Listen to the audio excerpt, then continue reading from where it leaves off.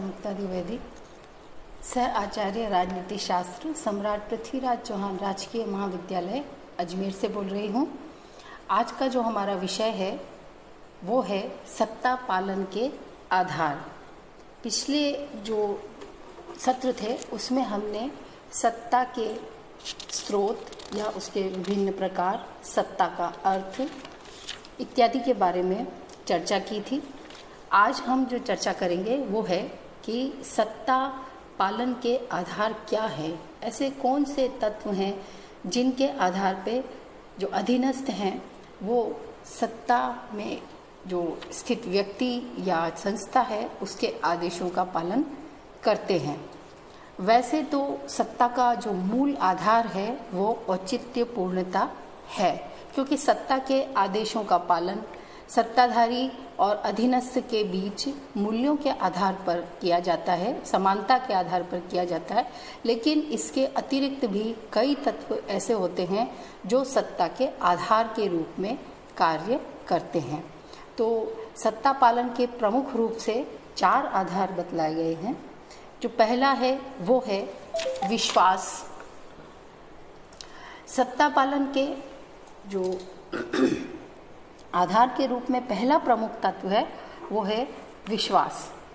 विश्वास सत्ता पालन का बहुत ही प्रमुख आधार माना जाता है, क्योंकि अधीनस्थ जो होते हैं वो सत्ताधारी के प्रति विश्वास के कारण उसके आदेशों का पालन करते हैं। विश्वास जितना गहरा होगा, सत्ताधारी के आदेशों का पालन उतना ही सरल और स्वाभाविक होगा।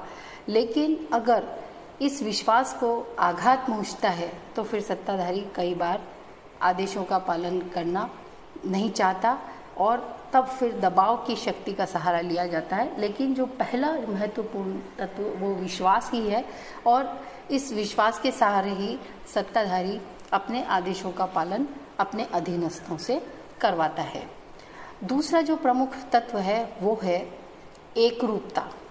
मानव का स्वभाव है कि वो उन्हीं लोगों से परामर्श लेता है, उन्हीं को सुझाव देता है या उन्हीं के आदेशों को मानता है जिनके विचारों के साथ उसकी साम्यता पाई जाती है और या फिर दोनों के आदर्शों में समानता होती है।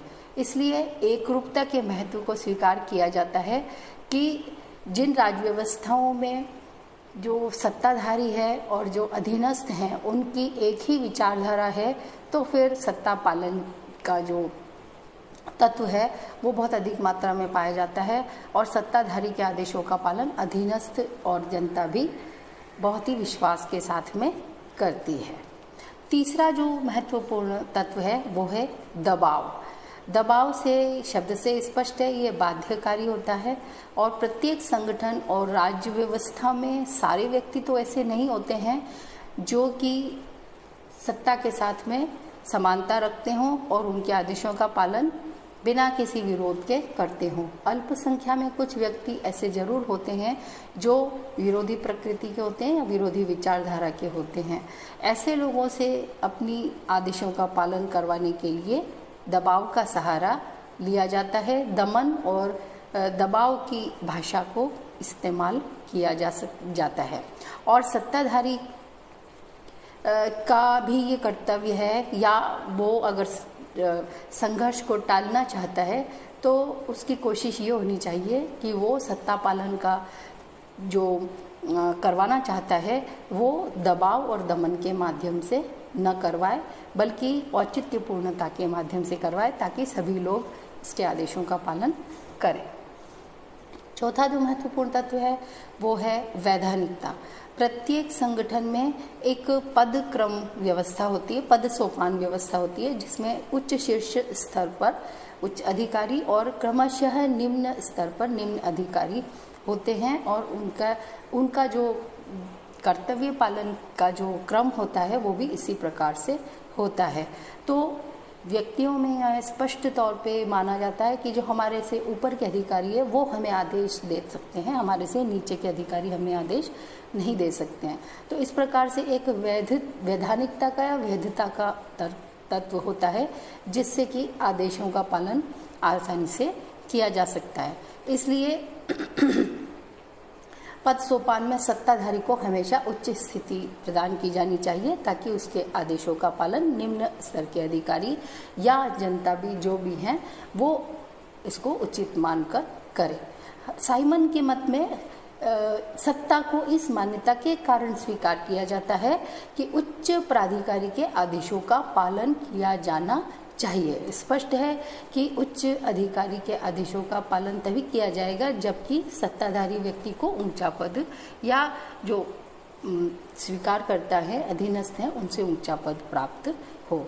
तो वैधानिकता का महत्व स्पष्ट है। सत्ता के प्रसंग में वैधता का संकट तभी खड़ा हो जाता है जब सत्ता की प्रभावशीलता को गहरा आघात पहुंचाया जाता है और अधीनस्थ सत्ताधारी की आज्ञाओं का पालन नहीं करना चाहते हैं।